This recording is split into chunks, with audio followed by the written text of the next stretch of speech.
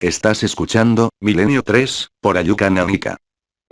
Pues sí, Milenio 3, 3 y 6 minutos, y hablamos de Caballo de Troya y el túnel del tiempo. Un proyecto norteamericano secreto para ver al auténtico Jesús, el que no cuentan las Sagradas Escrituras. Una saga, como nos contaba nuestro compañero Diego Marañón, con varios millones de libros y sobre todo varios millones, imagino, de conciencias cambiadas.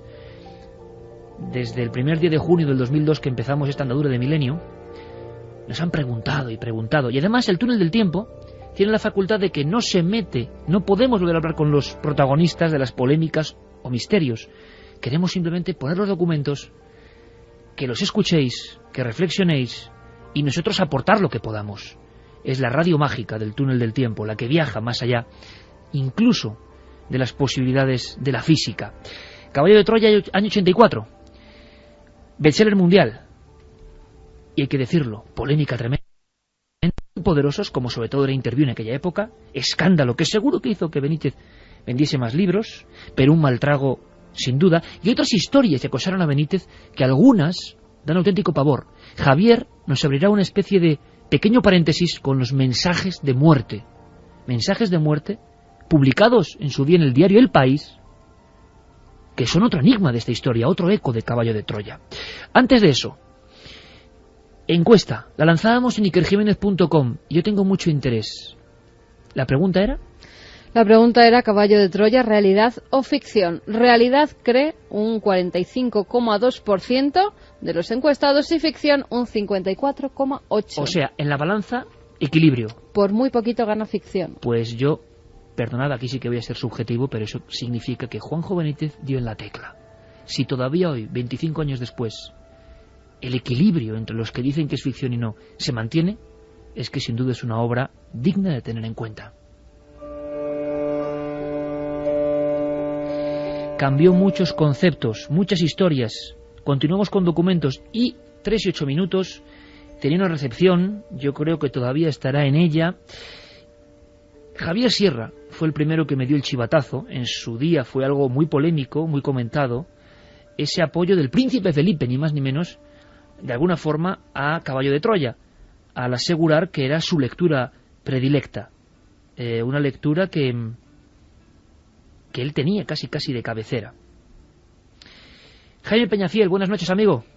Buenas noches, señoras y señores. Un placer de nuevo estar contigo. El placer es nuestro, Jaime, y es que es muy curioso porque era una entrevista al príncipe, cuéntanos más, el príncipe sí, prácticamente un niño, y de repente menciona este libro, Caballo de Troya, ¿no? Sí, no solamente el príncipe, y también la reina. Es decir, el príncipe siempre ha sido un gran admirador de los Caballos de Troya y de Juan José Benítez, porque él ha heredado de su madre, porque la madre es la que le ha inspirado y le ha inculcado esta pasión por todo ese mundo extraño de los ovnis, pero quien realmente era una gran admiradora de Juan José Benítez y de los Caballos de Troya es la propia reina, que en un viaje que hacíamos no sé a dónde, un viaje transatlántico, de pronto la reina llevaba uno de los numerosos caballos de Troya de Juan José Benítez, gran amigo nuestro. Y era un ejemplar en el que había unas páginas pegadas y que se recomendaba no abrirlas hasta el final de la lectura de ese volumen. Entonces la reina le llamó a Juan José Benítez, que me llamó donde vamos siempre los periodistas al final del avión, le llamó porque quería consultar sobre el libro que estaba leyendo. Fíjate, y era el libro que llevaba ella de viaje, porque era una de las lecturas más apasionantes. Y con la reina y Juan José Benítez hemos tenido aventuras de ese tipo, pero algunas alucinantes, como fue lo de las llanuras de Nazca, que lo organizó también Juan José Benítez para que la reina conociera todos aquellos signos extraños como hechos por los extraterrestres, e incluso una piedra que se conserva en la zarzuela y que Juan José Benítez recuperó. Una piedra, venía de otros mundos, una piedra lunar, pero que tenía una serie de inscripciones muy extrañas. Entonces, una piedra que puede pesar 2-3 toneladas. Juan José Benítez logró traerla a España. Y entonces con una serie de locos que lanzábamos a todas estas locuras, ¿de acuerdo? Fuimos al aeropuerto a recoger la piedra y entre estaba Viña Gabilondo, damos un rato, Pilar Cernuda, entre todos fuimos a llevar la piedra a la zarzuela. Jaime, momentos inolvidables. Y se está preguntando mucha gente, Jaime, mucha gente joven, ¿por qué la repercusión tan impactante fue aquella primera entrevista al Príncipe, donde menciona que en su escasa librería, por aquel entonces era un niño, estaba Caballo de Troya? ¿Tanto impacto en ventas editorial podía tener la frase del Príncipe? Hombre, claro, como podía tener ahora, si de pronto alguna persona como puede ser el rey o la reina, el rey menos, pues el rey le menos, o la reina se decanta por un determinado autor, determinado libro. Pues en aquella época, aunque el impacto mediático era menor, porque las televisiones tenían menos fuerza, aunque también la tenían, porque estaban centralizadas en un par de cadenas, pero que de pronto el Príncipe dijera que entre sus pocos libros, porque pocos tenía, y lo vimos cuando inauguró su casa, que en la biblioteca no había casi libros, que uno de sus libros era precisamente uno de los caballos de Troya, de los que siempre ha sido apasionado. No hay que olvidar que uno de los primeros regalos que recibió el Príncipe de su abuela cuando era un niño fue un telescopio, porque su pasión era levantarse en medianoche para ver las estrellas. Bueno, como siempre, Jaime Peñafiel dándonos auténticas diapositivas de la historia. Don Jaime Peñafiel, feliz noche y un abrazo muy fuerte. Ha sido un placer de nuevo oírte y espero estar contigo. Un abrazo muy fuerte, Jaime. Gracias. Noche de sorpresas, ¿verdad? Jaime Peñafiel, que vio un ovni junto a los Reyes, junto a Iñaki Gabilondo, junto a un montón de periodistas, un objeto volante no identificado que le sorprendió y que nos cuenta esta anécdota que debió ser fundamental, Javier, para el impulso definitivo de Caballo de Troya. Ahora, qué grande también esa otra anécdota que nos ha contado de esa piedra. Esa piedra es una piedra de Ica que formó parte... Gigantesca. Sí, grandísima, que formó parte precisamente del primer libro que se publicó de Juanjo Benítez. Existió otra humanidad. Otros mundos. Exactamente, año 75 nada menos, ¿no? Bueno, pues sí, efectivamente yo creo que aquello fue muy importante porque hizo que muchos españoles se vieran reflejados en aquella entrevista que concedió el Príncipe de Asturias, en fin, sobre su persona. Fue la primera que dio, ¿no? Era la primera entrevista. Era la primera, sí. Y aquello, claro, evidentemente tuvo mucho eco, mucho impacto, y hizo que mucha gente se aproximara todavía más a los libros de Juanjo, ¿no? Pero no fue, yo creo que tan determinante. Era el reflejo del espíritu lector que había en esos momentos en España. Algunos han querido compararlo, en fin, con las décadas de separación que distancian a unos y a otros, con, por ejemplo, el éxito de Dan Brown y el Código Da Vinci. No es comparable.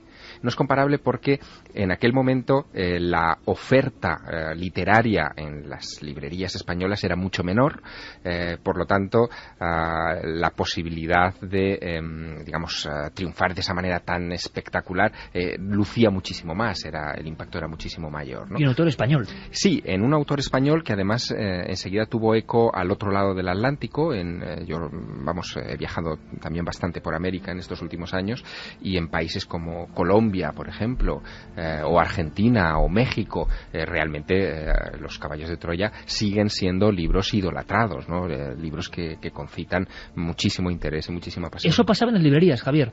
Sebastián Vázquez, editor hoy, librero en aquel año 84, nos ha contado en ocasiones cómo la gente venía casi entre abstinencia. Ha salido el nuevo libro de Caballo de Troya, porque no puedo pasar un día sin saber qué ocurre con ese otro Jesús y ese proyecto secreto de viajar en el tiempo.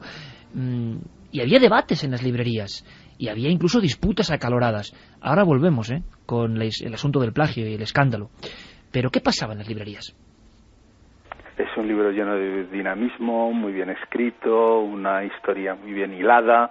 La mayoría de la gente estaba convencida que la historia era real, incluso había gente que decía, no, es que aquí pone novela porque esto no se puede decir que es verdad, sino que se necesita ponerlo de novela para tapar determinadas informaciones, etcétera, etcétera, etcétera. Además, la propia editorial, y en mi opinión hasta el propio autor en un momento determinado, jugaron un poco a ese equívoco que, naturalmente, pues tenía su repercusión en las ventas.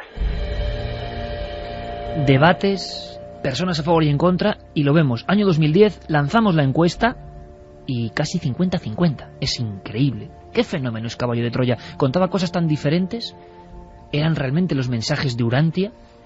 Claro, parece que un novelista puede apoyarse en lo que sea, eso es cierto, y puede jugar con lo que sea, pero el asunto del supuesto plagio trajo mucha cola, sobre todo para Antonio Rivera.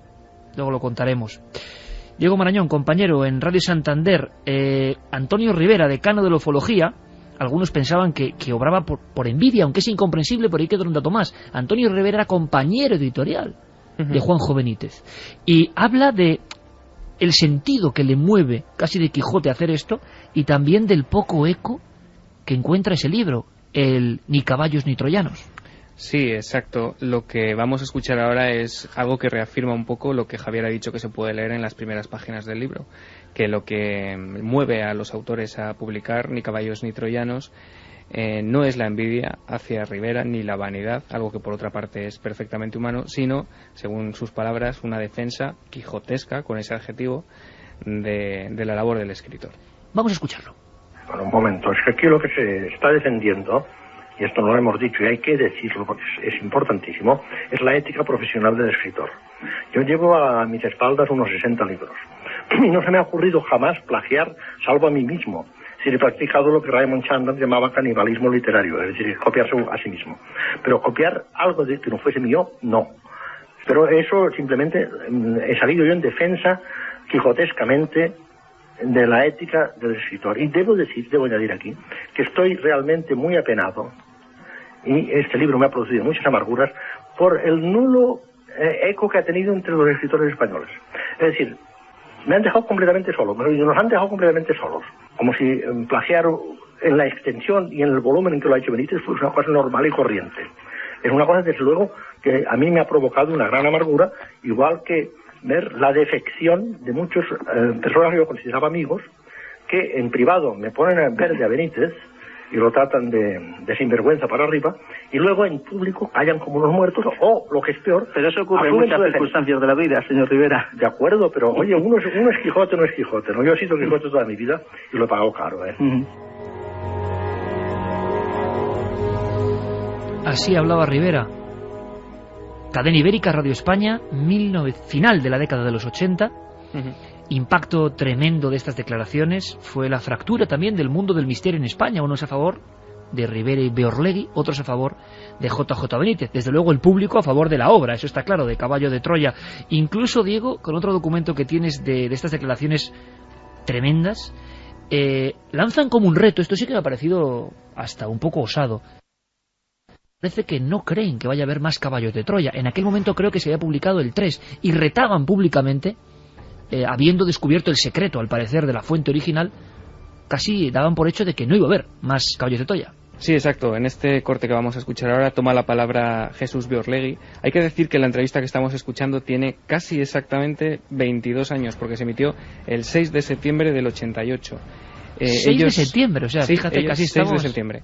Beorlegui reta, como dices, a Benítez a sacar el próximo volumen, el cuarto, y ya puedo adelantar que pierden el reto porque Caballo de Troya 4 se publica justo un año después, en el 89.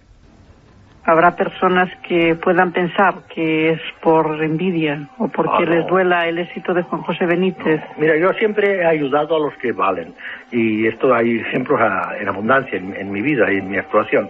Y cuando Benítez se dedicaba honradamente a investigar a los hombres, pues yo lo ayudaba, en fin, lo ponía todo de mi parte porque siguiera adelante, porque me parecía que hacía una labor muy meritoria. Ahora, francamente, en cuanto se ha salido de esta línea de actuación ética, no he tenido más remedio que denunciarlo. Y lo hubiera hecho con mi propio hijo, que conste, ¿eh? ¿Qué va a ocurrir cuando salga el número 4 de la serie de los caballitos, si es que sale? Bueno, yo, si me permites, Antonio, yo no creo que salga. No obstante, por si eso ocurría, nosotros, en la página número 100 de nuestro libro, El secreto de Urantia, ni caballos ni troyanos, le explicamos al lector que por si acaso se atreve el señor Benítez a publicar el número 4, antes nosotros ya le contamos lo que le va a contar. Estamos todos, que somos aquí escritores, con unas caras... Es que es muy fuerte lo que estamos escuchando, ¿eh? Es una confrontación es triste, de titanes, ¿eh? En el fondo es bastante triste que se llegaran a esos puntos. ¿Por qué? Porque luego... Suena pataleta, ¿no?, de Rivera, pero que se ha visto superado, ¿no?, por el aprendiz.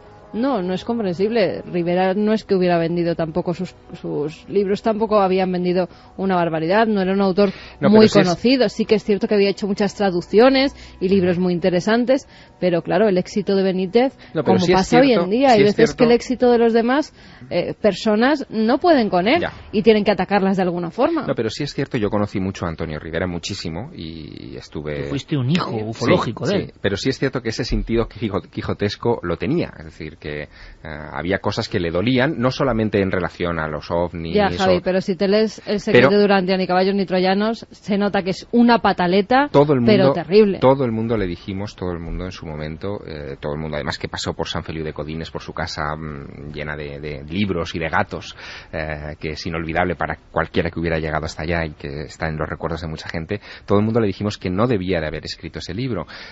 Ya estaba bien con que una revista sensacionalista, como era el caso de Interview, hubiera hecho mella en este asunto, pero ya bastaba, ¿no? No tenía por qué haberse metido él por medio, sobre todo por el tema de la relación personal de tan largo calado que había habido entre ambos. Hay que retrotraerse nada menos que al año 74, cuando Juan José Benítez era reportero de la Gaceta del Norte y decidió entrevistar a los principales investigadores de ovnis que en ese momento existían en España. Él visitó su casa, no en San Feliu de Codines, sino en la calle Roca y Batlle de Barcelona, y existen incluso fotografías de ese encuentro que son muy memorables, y en donde el propio Rivera, y de alguna manera lo dejaba traslucir en esta entrevista, se quedó tan impactado con que hubiera un periodista tan diferente de los demás, de todos los que le habían entrevistado a ese momento, que se estaba dedicando no solo a entrevistarles a ellos, sino a sacar nuevos casos. Y el propio Antonio,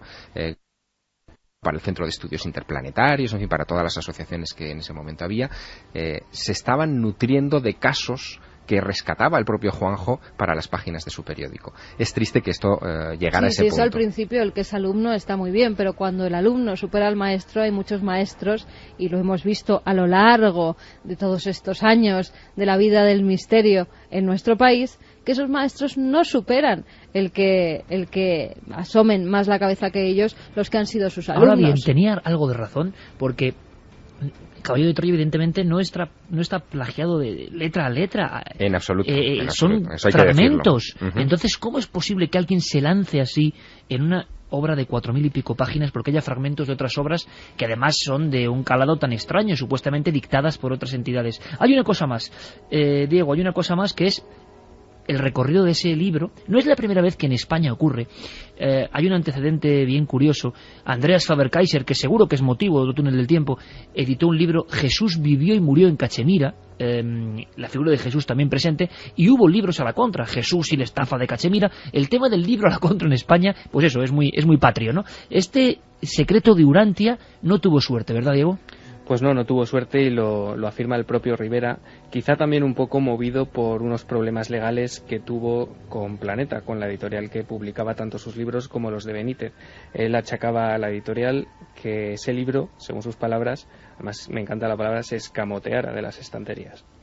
Nuestro editor se me quejaba hoy de la poquísima venta que ha tenido este libro, y sospechamos, aquí no podemos afirmar nada, pero sospechamos que aquí está la mano poderosa de la poderosísima editorial que ha publicado los libros de Benítez, y luego están los intereses crematísticos de los libreros, que no quieren de ningún modo perder las ventas suculentas que significan los libros de Benítez.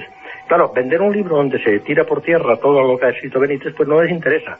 El resultado es que este libro pues se escamotea, desaparece, y no se encuentra en ninguna librería. Pero también habría que decir, Antonio, que no lo conseguirán, porque estamos incluso dispuestos a salir como los voceros que había en el año 1800, 1900, que repartían los periódicos libro en ristre por la calle, porque nosotros no vamos a diciendo lea y compre que acaba de salir.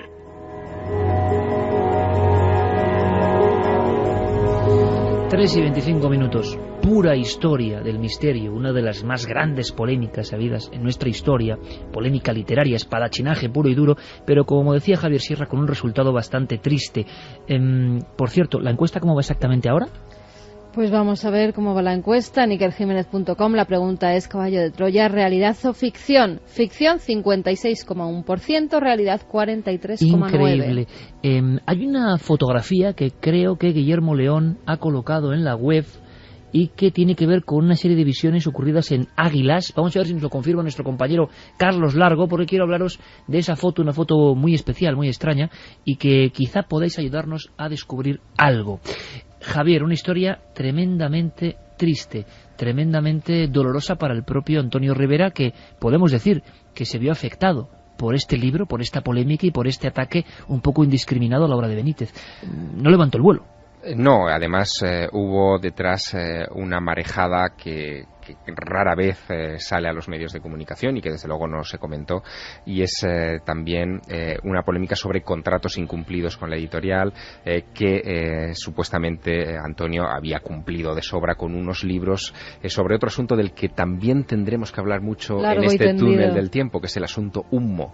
Existían unos informes supuestamente también de procedencia extraterrestre, que son muy hispano, muy ibérico, que surge en los años 60 en este país, y del que Antonio Rivera era uno de los receptores favoritos de esos informes. Esos supuestos extraterrestres daban información tecnológica, técnica, física, histórica, en fin, de todo tipo, que también de alguna manera inspiró a Juanjo Benítez algunas cosas del Caballo de Troya, es decir, que hay cosas también sacadas de este tema, ¿no? Hasta en el libro cartas de esos supuestos extraterrestres, de estos supuestos humitas, poniendo verde a Benítez por ese plagio. Sí, bueno. Es que ya es una cosa que dices, madre mía. Sí, entramos en el surrealismo ibérico de todas formas, más profundo, cuando ¿no? escuchas Pero estos es triste, últimos a mí este cortes, tema me apena mucho. Ves que qué poco han cambiado los tiempos. Sí.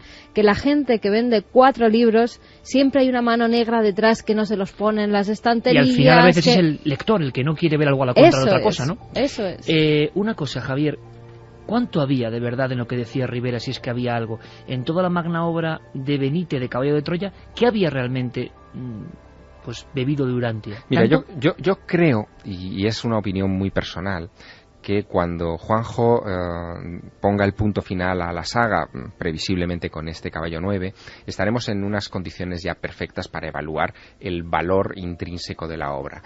Y él mantiene que la información es real. Sí. Sí, él dice que hay la una fuente. Vamos, él dice que hay 14.000 fuentes de las que ha bebido, que una de esas 14.000 fuentes es el libro de Urantia, solo una, y no es la más importante, que hay una muy importante que todavía no ha dado a conocer y mantiene, por lo tanto, mucho el misterio. Incluso en alguna ocasión ha llegado a sugerir que su compromiso para revelar las fuentes llegará el día que termine la saga, es decir, que será al final del último de los libros cuando él hablará de esas misteriosas fuentes. Bueno, sea así o no, revele o no sus fuentes, cuando tengamos los 9 tomos podremos evaluar convenientemente la influencia de Urantia. Y si bien encontramos trazos del libro de Urantia, de información que se contiene en ese libro de Urantia con respecto a Jesús de Nazaret en las páginas de los primeros caballos, es verdad que también en los últimos caballos esa información no es tan evidente o no es tan importante. También es cierto que hay coincidencias muy simpáticas. Por ejemplo, Juanjo dice, y a mí me parece que además tiene razón, que Jesús de Nazaret no nació con seguridad un 25 de diciembre, como dice la Iglesia Católica, sino un 21 de agosto. Él da esa fecha, apoyándose, por ejemplo, en las descripciones de los propios evangelios, que hablan de que los pastores estaban durmiendo al raso. Evidentemente en Palestina el 25 de diciembre ni Dios duerme al raso, nunca mejor dicho, y que esto podría ocurrir en un mes como el de agosto. Pero qué casualidad, el libro de Urantia dice que Jesús nació el 21 de agosto del año 7 a.C. Terminamos el recorrido del primer túnel del tiempo. El siguiente será completamente diferente, distinto. Terror puro y duro, podemos decirlo. Este es Polémica, y el libro que cambió a muchos. Luego escuchamos más mensajes de lectores de Caballo de Troya, y seguro que futuros lectores va a haber después de esta emisión. Sí. Aunque Benítez no necesita ningún tipo de publicidad, evidentemente. Años 90. Un programa muy querido para mí, donde aprendí mucha radio. ¿Pasa algo, Diego? Sí, había pasado en realidad ya en el 93, fuera de las ondas de radio. Rivera había pedido perdón públicamente a Benítez durante la presentación del libro Materia Reservada en un congreso, en la presentación del libro. Fue 2 años más tarde cuando se produjo esa reconciliación, entre comillas, en las ondas. Fue en Diálogos en la Nueva Era, el programa dirigido por Antonio Muro en Onda Madrid, y donde, tú colaboraste, Iker, junto con otros compañeros como Enrique Muro, que falleció hace unos meses. Sí, Lorenzo Fernández y Francisco Contreras, que además en este caso hace un buen scoop porque habla con Benítez de Rivera, y creo que captas una respuesta de Rivera que después de todo lo que hemos escuchado, yo creo que también sobrecoge, ¿no, Diego? Lo que vamos a escuchar es peliagudo después de todo lo que hemos escuchado hasta ahora. La pregunta es clara hacia Benítez. Le preguntan su opinión sobre la figura de Rivera. Vamos a escuchar lo que dice y luego vamos a escuchar también cómo Rivera responde a esas palabras de Benítez. Hemos seleccionado, Diego, la respuesta de Rivera. Benítez habla con palabras, además de elogio al maestro. Rivera no tiene ningún problema. Después de lo que hemos escuchado de la campaña, Benítez parece que no tiene ningún problema y llama el equipo de Diálogos en Nueva Era en Onda Madrid, aquel programa de los años 90, a Antonio Rivera, y Rivera, en fin, como dice Diego Marañón, es duro escuchar esto sorprendente después de todo lo que hemos visto, de los voceros de un libro dedicado a ir a la contra. Habían pasado 7, 8 años y esto es lo que nos contaba Antonio Rivera. Hombre, yo agradezco mucho a Juanjo las palabras que ha pronunciado y se lo agradezco doblemente y él sabe por qué. Se lo agradezco doblemente. Juanjo no es un hombre rencoroso, al contrario, es un hombre muy generoso y lo está demostrando a cada momento. Es decir, yo cometí un pequeño desliz con él que está completamente superado y conseguido, he tenido las alegrías mayores de mi vida al recuperar su amistad. Y me agrado con toda generosidad porque digo, Juanjo es muy generoso y además es un investigador injustamente postergado por algunos elementos de la segunda generación, de cuyos nombres prefiero no acordarme, como dice el clásico, ¿no? Pero, en fin, Pelillos a la mar. Pelillos a la mar. Rápido repaso, Carmen, por qué sugiere toda esta polémica, la gran polémica de los años 80, literario misteriosa en España, a los oyentes. Luis nos dice: hola Iker, tengo en mis manos el libro de JJ Benítez, Caballo de Troya 1, primera parte del año 1999, y en ninguna parte figura que es una novela. Yo tengo la primera edición de Caballo de Troya por casualidad. Cuando mis padres compraron la casa ya estaba aquí. A mi padre le cambió la vida y yo lo voy a empezar a leer, nos decía Carlos desde Madrid. Elisa dice: buenas noches, milenarios. Yo conocí a JJ Benítez por La rebelión de Lucifer cuando era muy jovencita y ese libro sí que me impactó. Allí me topé por primera vez con Urantia. Hoy hablan de JJ Benítez. Vamos a ver, seamos serios. ¿Qué persona con 2 dedos de frente daría credibilidad a los libros de Caballo de Troya? Por favor, no se puede viajar en el tiempo. Segundo, Jesucristo es un personaje mitológico. Hay más pruebas de su no existencia que de su existencia. Seamos serios. Y si ese tío viajó en el tiempo, ¿por qué no impidió la muerte de su semidios? Nos lo decía o se lo preguntaba Óscar. Enhorabuena por vuestro regreso como seguidor de Benítez. Debo decir que Caballo de Troya es una de las sagas más relevantes de la literatura a nivel mundial. Para mí simplemente es una novela de ficción, que es gente es que como abrevian tanto en estos mensajes, que es por gente que busca forma de creer, o sea, que la gente busca de alguna forma esa fe y lo ha encontrado, muchos de ellos, en Caballo de Troya. Buenas noches. Juan Carlos desde Valencia dice: Caballo supuso un antes y un después en mi vida, me conmovió lo más hondo de mi ser. Ese mensaje puede ser, yo creo, un poco el resumen de todos los mensajes, a favor, en contra, pero cambió muchas vidas y tenía que ser el primer argumento del túnel del tiempo. Hay una frase también lapidaria, Javier, para terminar este recorrido. Sí, bueno, Juanjo no se esconde, es decir, que él tiene su página web y contesta periódicamente a las preguntas de sus lectores, y la mayoría de las preguntas, evidentemente, siempre están relacionadas con Caballo de Troya, con la existencia del mayor, con el valor de la revelación. En 2010, este año, él responde a una de esas preguntas sobre cuándo va a aparecer el promo de la serie, y dice algo que a mí me parece que es lapidario, como siempre, en boca de Juanjo, ¿no? Dice: estoy deseando que toda la información sea pronto de dominio público. Será la señal de que mi vida está cumplida. Yo no sé, Juanjo Benítez, al que aquí admiramos, cómo se tomará este repaso, porque es un tema un poco tabú. Yo creo que en radio poco se ha hablado después de estas grabaciones de la polémica, pero el túnel del tiempo va a ser así. Diego Marañón, compañero, coordinador del túnel del tiempo, solo dime una cosa, anda, por favor. ¿Quién va a ser el personaje? ¿Os imagináis, por ejemplo, no sé, lo digo así de claro, a Luis del Olmo hablando de encuentros con tripulantes de ovnis? ¿Os lo imagináis? ¿A qué es imposible? Bueno, pues en el túnel del tiempo lo escucharéis. Diego, el próximo túnel del tiempo, dime solo el periodista protagonista, por favor. El periodista protagonista del próximo túnel del tiempo es toda una institución, retirado de los medios hace un par de años escasos, y que a mucha gente le va a sorprender lo que va a escuchar. Ya hace 30 años se decían ciertas cosas que, lejos del marketing, se van a demostrar que en su momento ya dieron que hablar. Se llama Jesús Hermida. Ni más ni menos, la próxima semana, en el túnel del tiempo. Diego Marañón, gracias por subirte a la nave del misterio, gracias por ser nuestra hemeroteca sonora. Vamos a aprender mucho. Un fuerte abrazo y un abrazo a los compañeros técnicos de Radio Santander. Gracias a vosotros, un placer. En fin, vaya sección, ¿eh? Yo no sé, Javier, Carmen, vamos a acabar o exiliados del mundo del misterio ya, pero yo creo que esto es interesante. Ahora, el mundo del misterio ha tenido estas cosas siempre. No solo vamos a hablar de polémicas, evidentemente, de fenómenos, de personajes. Y fijaos, hace 2 días, Javier, ocurría una de esas cosas. Ha pasado y ha pasado en España a veces, muertes de investigadores, pero esta te va a sorprender. Esta te va a sorprender. Es un investigador de lo paranormal, muerto, en extrañas circunstancias, investigando. Ha sido en el condado de Iredell, en Carolina del Norte, la madrugada del 25 de agosto. El chico se llamaba Christopher Kaiser, tenía 29 años. Pues sabemos que hay grupos que se forman de gente muy joven, interesada por el misterio, que van a lugares que tienen una leyenda detrás o donde ha sucedido un hecho, en este caso trágico. Ellos fueron 12 chicos y chicas, iban con la intención de vivir una experiencia fantasmal. Al parecer se aparece, nunca mejor dicho, un tren fantasma a raíz de un accidente que ocurrió en 1891 en ese mismo lugar. En ese accidente de 1891 mueren 20 personas, 9 quedan gravemente heridas y otras 20 sufren heridas leves.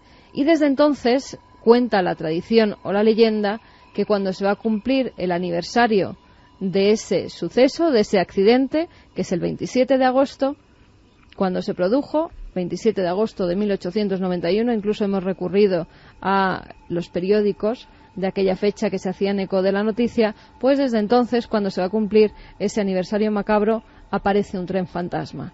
Y en este caso apareció un tren, pero de verdad, un tren que Christopher Kaiser, este chico que estaba allí investigando, que estaba con su grabadora intentando sacar psicofonías, que estaba intentando vivir una experiencia nueva. Muchas veces esas investigaciones de grupos acaban trágicamente, como ha sido este caso. Gente sin experiencia que intenta vivir pues una historia o que intenta sacar alguna psicofonía y que acaba mal. Hay que tener mucho cuidado a esos chicos jóvenes que van a las casas que supuestamente están encantadas, que quieren vivir experiencias nuevas, porque los techos se desploman, los suelos se caen y en este caso un tren que no pudo parar, pese a verlo cruzar la vía, pues se llevó la vida de este joven de 29 años.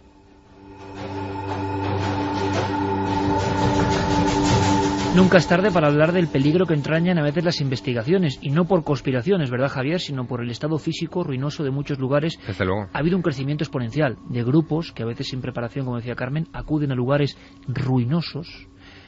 Y ya pasó en Cortijo Jurado. Exactamente, en Málaga. Que hubo un chico que se quedó, si no me equivoco, le mandamos un fortísimo abrazo, porque creo que hubo un chico que cayó a un hueco y tuvo unas heridas terroríficas, pero seguro que hay muchos más casos que no conocemos. La gente se mete de noche en algunos lugares y nuestro equipo lo ha llegado a pasar mal. Yo recuerdo a Paco Pérez Caballero cuando en la cárcel de Carabanchel deshabitada, no solo por la estructura, sino porque empezó a haber unos tipos extrañísimos con vigas medio viviendo ahí y que se acercaban. Estaban llevando todos los hierros que había y claro, el peligro a veces es físico, porque no sabes en los lugares que te estás metiendo y no sabes si esas casas abandonadas de repente debajo no hay nada y tienen un hueco y se caen por el hueco. Yo no sé si conocéis algún otro caso de investigador muerto en acto de servicio. No, en acto de servicio no. Está la famosa muerte de Morris Jessup, que se supone que él iba por unos papeles relacionados con el tema OVNI, que acabó suicidado por voluntad propia o suicidado por terceros, nunca se aclaró, entre comillas lo de suicidado, claro, en su propio vehículo, ¿no? Con el tubo de escape conectado con una goma al interior del vehículo. La cuestión es que este asunto de los lugares, digamos, misteriosos que atraen gente y que se acaban cobrando sus víctimas es bastante recurrente. Incluso, por ejemplo, lugares cinematográficos sin aparente historia de misterio, pero sí vinculadas por el cine al misterio, se han cobrado sus víctimas o han atraído a gente que ha tenido problemas. Por ejemplo, La montaña del diablo de Wyoming, de Encuentros en la tercera fase, que es el icono, pues atrajo durante... La montaña que los protagonistas, que son momentos de ponerte los pelos de punta, empiezan a hacer con puré de patata, con espuma de afeitar. ¿Esa montaña? Esa montaña que ocupa el centro de la película Encuentros en la tercera fase de Steven Spielberg en el año 77, pues en los años siguientes es el foco de atracción para mucha gente vinculada al fenómeno OVNI, mucha gente seguidora de grupos de contacto, etcétera, y algunos tienen accidentes porque no están preparados para escalar un lugar como ese y tienen percances. Fíjate, yo ahora que estamos en este ambiente más íntimo y que nos pone esta música extraña, Carlos Ródenas, que últimamente yo he buceado en músicas extrañas y caramba, me ha pasado, Carmen, tú sabes que estaba en el despacho y algunas músicas es que me estaban dando hasta miedo. Hay una serie de grupos de países escandinavos que hacen una música que realmente está inspirada en el más profundo terror, como de estos temas, Y me sonaba a mí un tren, este sonido, me parecía el de un tren. Y fíjate, Javier, ¿sabes uno de los lugares donde han muerto investigadores que a mí más me ha impresionado? Adelante. Pues un reportaje que tuve que hacer sobre la muerte de unos niños de Lérida en la vía del tren, pero que me obligó a ir a un caso que tú conoces muy bien. La inmolación aparentemente ritual de ufólogos en Tarrasa. Y fui haciendo el camino desde Sabadell a Tarrasa andando junto a la vía. Están los famosos hospitales del tórax, pero en lugar de la vía de Torre Bonica, prácticamente abandonado. El apeadero, sí. Exactamente. Donde me contaron que mucha gente se tiraba ahí al tren y perdía su vida ahí. Ahí murieron con mensajes a los seres del cosmos ufólogos o investigadores españoles. Cuando uno está ahí, percibe, ¿verdad?, que hay lugares de verdad que no se han podido desenvolver de esa especie de pátina rara. A mí me ha impresionado muchísimo. No sé si te ha ocurrido en alguna otra investigación uno de esos sitios que te deja como... Ya no solo por la sugestión lógica de que sabes que se ha matado gente ahí, no por accidente, sino queriéndolo, sino luego saber que, según cuentan los archivos, había 13 o 14 casos más de gente que se arrojaba al tren en ese punto. Y la vía no tenía vallas y hubo que hacer unas vallas para la zona del apeadero de Torrebonica, no sé cómo estará ahora, porque la gente decidía tirarse al tren en ese punto. Eso, por desgracia, es recurrente y hace que el asunto, estamos hablando de casos de los 70, es decir, ya que forman parte de nuestra historia, es casi un túnel del tiempo también, pero eso hace que los medios de comunicación muchas veces dudemos de dar ese tipo de informaciones precisamente por ese efecto contagio. El caso que tú investigaste en Lérida fue una secuela de aquello, es decir, después de los incidentes de Torrebonica en Tarrasa de 1972, se repite esta historia en Lérida como imitación. No tenemos que irnos muy lejos tampoco en la hemeroteca para encontrar, por ejemplo, el famoso suicidio ritual de la secta de la Puerta del Cielo, Heaven's Gate, en los Estados Unidos en el año 97, si no recuerdo mal, al paso del cometa Hale-Bopp. Aquella gente, pensaba que detrás del Hale-Bopp venía una nave extraterrestre colosal y que para acceder a ella tenían que acceder solo en espíritu, o sea, tenían que quitarse la carcasa física y por lo tanto suicidarse con la ingestión de unas sustancias extrañas y con una bolsa de plástico en la cabeza. En fin, está lleno de historias de ese tipo y yo creo que la clave está, desde luego, en mantener siempre como principio fundamental la protección de la vida. El decir que nuestra vida es lo más valioso y que no vale la pena jugársela por hacer cosas de este tipo extrañas. Hablando, Carmen, de cosas extraordinarias, extrañas, este verano, y os agradecemos muchísimo el apoyo, porque ha sido increíble lo de este verano en Cuarto Milenio, las reposiciones. Vuelve Cuarto Milenio el 19 de septiembre, atención. Bueno, en el verano contábamos, se repetía un programa, aquel caso que es que nos olvidamos, ¿qué pasó con? De los pies amputados en Canadá. Y es que eran 8 pies, Javier, con zapatillas Nike, Reebok, diferentes marcas, años 90, y van apareciendo los pies seccionados en diferentes puntos cercanos a Vancouver y nadie sabe qué es. Y es lo que ocurre, que luego encima se olvida, no saben si hay alguien actuando dejando un simbolismo, porque que no aparezca otra parte de la anatomía, si es un accidente de avioneta, un hidroavión, dicen, estrellado, no se ha encontrado nada más que pies. Pues bueno, han pasado unos meses y de pronto otro macabro hallazgo. Ha sido esta vez a 48 kilómetros de Seattle. Se ha encontrado en el lago Washington otro pie. Es el octavo, que va desde el año 2008, que empiezan a encontrarse pies que no están amputados, no están cortados, sino que parece que se han desprendido de la pierna por llevar mucho tiempo en el agua. Se cree que este llevaba 2 meses sumergido en el agua y que puede ser o bien de una mujer o bien de un niño, por el tamaño que tiene. Hay una cosa que a las fuerzas de seguridad que están investigando el caso les ha escamado bastante. Los otros pies tenían zapatillas de deportes. En este caso era un pie desnudo, pero con las mismas características de los anteriores. Entonces no saben muy bien si en este caso puede tratarse de un accidente, que de verdad alguien haya tenido un accidente y el pie haya aparecido por casualidad, o bien que un nuevo pie de alguien que los está dejando en los lagos o que los está soltando, porque decían los testigos que habían visto a un extraño hombre justo cuando aparece ese día el pie recorriendo el lago Washington, pero no saben si es que estaba dando un paseo o que él dejó ahí el miembro. Vamos a hacer una cosa, vamos a viajar de nuevo en el tiempo. Es una sección que presenta nuestro compañero Carlos Largo. Es muy interesante, Javier, Carmen, es muy interesante, amigos de Milenio 3, porque hay que estar siempre atento a qué ocurrió un día como hoy. Decía Javier que, bueno, la coincidencia, ¿no?, con el cumpleaños de Benítez prácticamente dentro de unas horas. ¿Qué pasó el 5 de septiembre en otras ocasiones? Y además hay sorpresa, porque no es una efeméride normal, evidentemente nos interesan una serie de temas. Y con esto te das cuenta, uno se da cuenta de que es parte de la historia, que este mismo programa acabamos de pergeñar aquí entre todos, ya lo lanzamos a las ondas y será parte de la historia, de nuestra particular historia. Por eso, las efemérides de cosas que nos interesan, que hay que tomar nota, que no hay que olvidar, vienen además con el colofón de qué pasó en Milenio hace X años. Carlos Largo, todo tuyo, efemérides. Creo que la casa sí tiene el espíritu de Sarah Winchester. Está en todas partes. Pienso en cada cosa que veas, tienes que sentir y tienes que saber que ella tiene una parte en todo lo que hay aquí. 5 de septiembre de 1922. Sarah Winchester, esposa del magnate de la fábrica de rifles norteamericanos Winchester, moría atormentada por los fantasmas de su propia casa. La anciana viuda por fin descansaba en paz tras más de 38 años construyendo estancias laberínticas en el interior de su domicilio.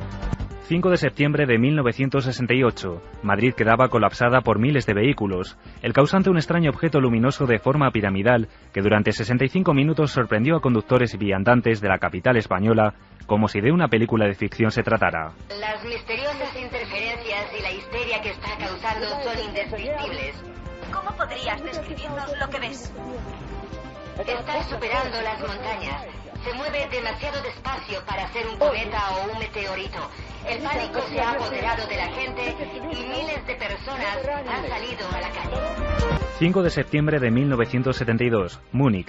11 atletas del equipo olímpico israelí eran asesinados por terroristas del comando palestino Septiembre Negro. Una dolorosa masacre que no solo impactó al mundo del deporte, sino también al resto de la sociedad y medios de comunicación. Nos han comunicado que había 11 rehenes, 2 fueron asesinados en sus habitaciones ayer por la mañana y 9 han muerto esta noche en el aeropuerto. Todos han fallecido. 5 de septiembre de 1977. Se produce el conocido caso del poltergeist de Enfield, un misterioso suceso que captó rápidamente la atención de los lectores del Daily Mirror por los inexplicables movimientos de objetos y extrañas voces que atemorizaban a una humilde familia londinense. Cuando llegué allí, la atmósfera era bastante caótica. Todo el mundo estaba en un terrible estado, sin saber qué es lo que iba a suceder. Y esa fue una de las razones que me preocupaba y que me hizo pensar al principio que debía de ser auténtico. Y por último, la efeméride de Milenio 3, 5 de septiembre de 2004. El misterio viajaba hasta las Islas Canarias. Allí nuestros compañeros de Radio Club Tenerife nos mostraban su sorpresa ante un fenómeno insólito, la grabación de un extraño lamento durante una conexión en directo del programa local Hoy por Hoy. Es como un lamento, como un estertor muy breve, como de un anciano, y la reportera no lo escucha. Bueno, vamos a escucharlo y vosotros opinéis como siempre en este programa. Muy bien, bueno, pues para lo que vemos, y como siempre además, la laguna no solamente lo festeja de la forma, bueno, con todas esas actividades que un poco, lo que vemos, y como siempre además, la laguna no solamente lo festeja de la forma, bueno, con todas esas actividades que un poco... El archivo, pasó un 5 de septiembre del 2004, lo habíamos olvidado. Es el gran pecado de nuestro tiempo, del hombre moderno, ¿no? No acordarnos de casi nada, vivir al día. Y esa voz que aparecía de nuevo reviviendo en la laguna. Va a ser muy interesante la sección de efemérides de nuestro compañero Carlos Largo. Nos reencuentra con nuestro propio archivo. La vida, en el fondo, es, bueno, pues eso, un gran disco duro, ¿no? ¿Te encuentras a gusto, don Javier Sierra? Sí, imagínate. Qué ambiente se hace aquí en el estudio uno, ¿eh? Ha quedado muy bien el estudio, ¿verdad, chicos? Sí, la nave está magnífica, la han puesto a nuestro gusto, ¿eh? Sí, de verdad que sí. Y luego nosotros, que lo tuneamos siempre, lleno de recortes de prensa, de viejos archivos y de nuevas noticias. La taza oficial de Milenio 3. Viejos archivos y toda la nueva tecnología que está encima de la mesa. La conjunción, de verdad que estamos muy a gusto. Y queremos transmitir todo eso. Siempre tenemos un recuerdo para toda esa gente, pues eso, con enfermedad, en hospitales, gente que está pasando mal rato, y siempre estos momentos y esta música es para ellos, siempre. Y más que nunca, Iker, porque nos lo escribían y nos decían, no sabéis cómo nos ayudáis, no sabéis las ganas que teníamos de que volvierais. Os hemos estado escuchando desde hospitales, nos decía mucha gente, los podcasts, porque aún así recurríamos a ellos por seguir escuchando vuestra voz y seguir escuchando esta música, sí. Alegría. Pues esta música, Javier, es que, bueno, Javier me pasó una información que será motivo de otro debate, cambios en el ADN respecto a cosas que han pasado, y lo dejamos para la semana que viene y lo apuntamos. Fantástico. Y uno puede decir, el ADN, o sea, nuestra esencia más profunda puede cambiar con buenas experiencias, con la música. Nosotros creemos que sí, no sé si es científico o no, pero por eso siempre buscamos unos segundos, ¿verdad, Carmen?, para enviar esta música que creemos que tiene todos los componentes de lo que es la ilusión, el amor hecho música, la gente del Circo del Sol, para toda esa gente que sufre, que lo pasa mal y que se reencuentra con la radio, porque en la radio siempre hay esperanza. Para toda esa gente que, a pesar de los momentos duros que se están viviendo en este país, a todos los niveles, los problemas de salud, que son los peores evidentemente, tienen fuerza, Javier, para engancharse a la radio. Cuando uno recibe los testimonios, y Carmen está siempre constantemente leyendo, uno se da cuenta de lo privilegiado que es, de la misión tan hermosa que tiene, que es hacer pasar un buen rato de reflexión, de miedo, ¿por qué no?, pero siempre con ese sentido positivo por encima de todo. Es la misión también de Milenio 3. Bueno, la radio es vida, y de alguna manera lo que estamos haciendo, lo que vamos a intentar es transmitir ese entusiasmo, ese coraje por vivir, y hablaremos mucho, yo creo, y es un compromiso que asumimos, hablaremos mucho de libros, de sueños, en fin, de oportunidades y de esperanza, porque al fin y al cabo estos programas, aunque algunas veces tengan tono amargo, porque hoy ha sido un programa agridulce, hemos hablado de esa polémica, sí, fuerte. Exacto, y Chernóbil, fíjate. Pero fíjate, creo que en el fondo el mensaje es positivo, hemos superado la polémica, y conviene no olvidar el mal para no volver a caer en él. Creo que esa es la importante lección que podemos extraer de un repaso como el que hemos hecho esta noche en Milenio 3, hasta incluso del propio Chernóbil, que también fue un gran mal. No volvamos a repetirlo. Y agradecer, Iker, porque lo hemos sentido este verano, ¿verdad?, el cariño de la gente. Más que nunca, yo este verano ha sido allá por donde íbamos, los abrazos, los besos, las palabras de la gente que nos paraba, ¿verdad?, y que en cierta forma nos hacía un miembro más de su familia, y así nos lo hacía saber. Por eso echábamos de menos la radio, ¿sí?, estar aquí con estos compañeros. Y si ya Carlos Rodríguez le pone ese final, que es brutal, Javier, es brutal, me da esa fuerza, fíjate. ¿Te acuerdas de la escena? Dustin Hoffman, Tom Cruise, bajando unas escaleras, Las Vegas, Hans Zimmer, casi nada, y esa fuerza que te da las ondas, esa fuerza que ahora transmitimos, esa fuerza, ese espíritu en el que creemos, y que esta temporada va a estar muy presente, con el fichaje de nuestro bestseller, de nuestra estrella, hay que decirlo, así luego él se lleva los palos también, Javier Sierra. Nosotros quedamos aquí, que siempre ha sido nuestro hermano cósmico, nuestro hermano desde el día 1, desde el programa 1 y estaba Javier, y este año, aquí, esté fuera, esté en Estados Unidos, esté donde sea, va a estar con nosotros. Javier, bienvenido, gracias. Gracias a ti y desde luego a todos los oyentes de Milenio, que son también de la familia. Vamos cerrando cosas. El debate de la semana en Milenio 3, Caballo de Troya, ¿realidad o ficción? Realidad 44,5%, ficción 55,5%. Esto es una mágica historia, esto es una especie como de cadena que se incorpora, que vuelve, que renace. Esto es Milenio 3 con un montón de novedades, y las que vendrán. Estamos muy contentos, estamos muy felices, queremos que lo sepáis, y realmente la próxima semana, ya de inmediato, nos espera esa mezcla, sobrecogimiento, noticia, ¿por qué no? Risas, distensión, debate, polémica, porque es la forma que tenemos de sintonizar con vosotros. ¿Qué puede ocurrir? De todo. Son 3 horas, de 1 a 4, en la cadena SER, donde hay que estar, donde seguimos, donde estaremos, si Dios o el cosmos quiere. Esta temporada se promete, de verdad, puede ser apasionante. Queremos vivirla con vosotros. Feliz semana, amigos. Dentro de 7 días, más misterio, más emoción, más aventura aquí, en Milenio 3. Estuvo Carlos Ródenas a los mandos, Fermín Agustí, Carlos Largo y todo un equipo. Milenio 3 en la SER.